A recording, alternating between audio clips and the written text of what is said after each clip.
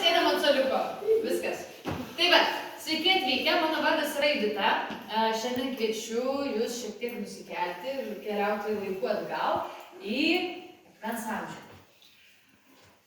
Gal jūs žinote, Lietuvoje, koks įvykis atsitiko, kad mes sakome, kad Lietuvos teritorijai.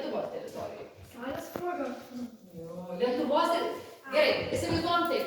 Lietuvos teritorijai buvo negyvenama teritorija. Lenkija, kur šiandien yra Ukraina, Vokietija, Prancūzija, ten jau seniai žmonės gyveno, nes ten sąlygos buvo tinkamos gyventi, o Lietuvoje ne. O kas buvo Lietuvoje? Ledynai.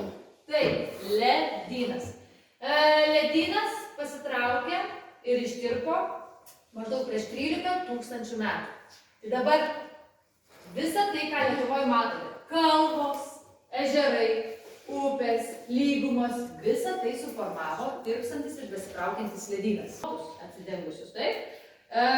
Ir tada pradėjo migruoti čia. Pirmieji gyventojai tai buvo dar gyvenę mūsų, kaip žinoma, akmens amžiuje.